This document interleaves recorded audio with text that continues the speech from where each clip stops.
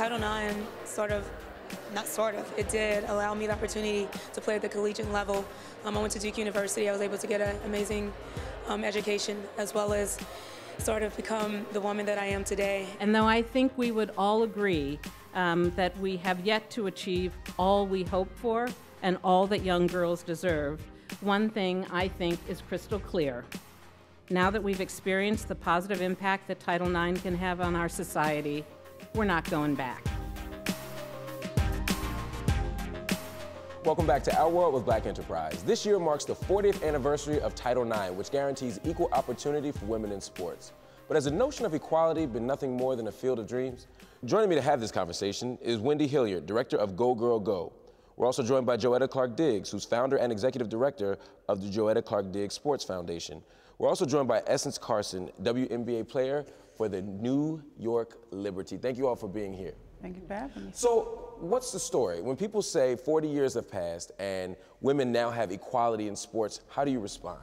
Title IX has been around for 40 years, and when it first started, let's say, the opportunities were really not there for girls. It was a big difference for high school or college. So in 40 years, it's been a huge difference. 1 in 27, participate in sports. Now it's 2 out of 5. So there's been a big, big change, but we still have a long way to go. A lot of people said that women weren't doing sports before just because they didn't want to, when in fact a lot of it was about opportunity, right? Exactly. Many of the older generation in my family, they all spoke about how they love to play sports, but they just did not have the opportunity. Now, moving forward 40 years, I had my opportunity, and I know that I wouldn't be able to be a professional athlete on this big stage, on this platform, without Title IX. I was watching the Olympics this year, and they said that this year, for the first time, more women brought home medals than men. Do you feel like the nation is responding to the success of women in sports properly?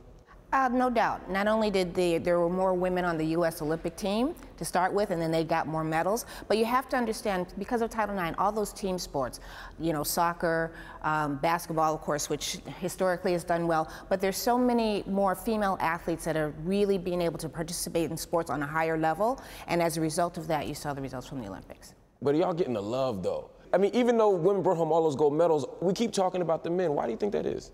I just think where we are in society, from where we came from, we have come a long way, but like Wendy has said, we still have many steps that need to be taken.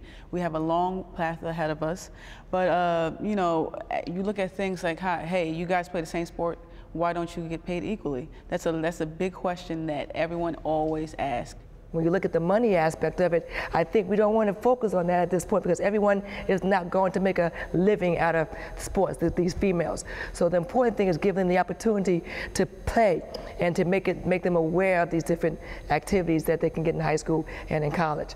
One step of equal opportunity is getting into the building, right? Getting into the arena. Another step is how you're represented once you're in there. Do you feel like female athletes get represented properly in the media?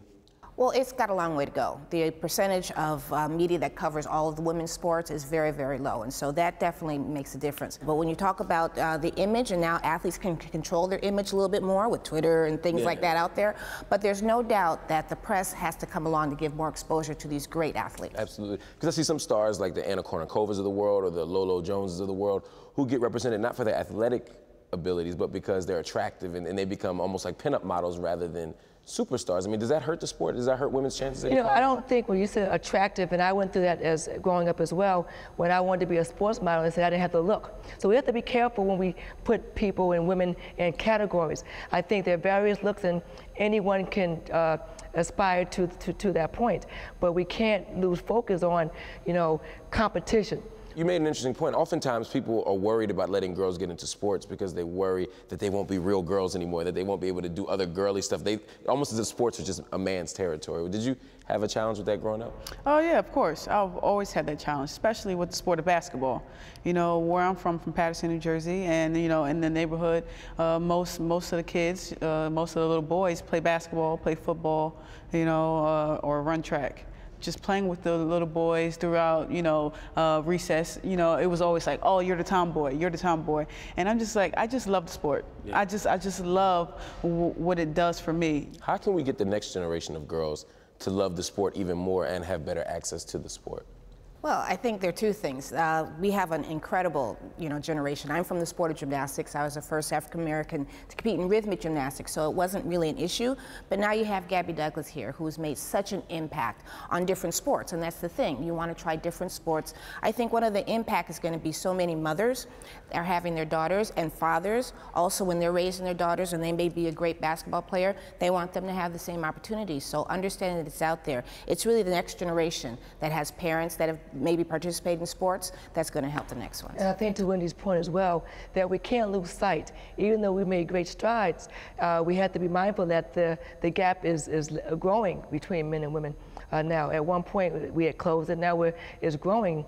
And so we need to make sure that we analyze the issue of Title IX. We've organized the issue of Title IX. Now it's time for us to initiate and follow through. Title IX was about giving women access to opportunity. But are there any specific challenges that African American women and African American athletes face? Well, definitely. I mean, I think when you just look at any challenge, you can write a law. Does it always go into effect? And that's on many levels because there were women. You have to understand Title IX was not just for sports, but it was for anything educational, math, science. The challenge we have is that many of the sports that are getting the numbers, like rowing, they're not in urban communities. A lot of those numbers, a lot of what we're talking about is that urban youth don't have chance to pay for sports that are cut out of their schools. So we really have to make sure that the more urban youth get different sports, more diverse sports, so that they can participate, because it's much, much harder to do sports now. Absolutely. I'll give you the last word. What can we do to raise that next generation of WNBA stars, that next generation of girls who are going to be basketball stars like you? Just having the opportunity, having just more female role models out there, on a major platform that do tremendous things for our youth. One thing that I'm involved with the Health Equity Initiative, we have a Sports for Health Equity, and we're using sports, like I said, to bring everyone together. As long as you're given the opportunity, where you can go, it is endless.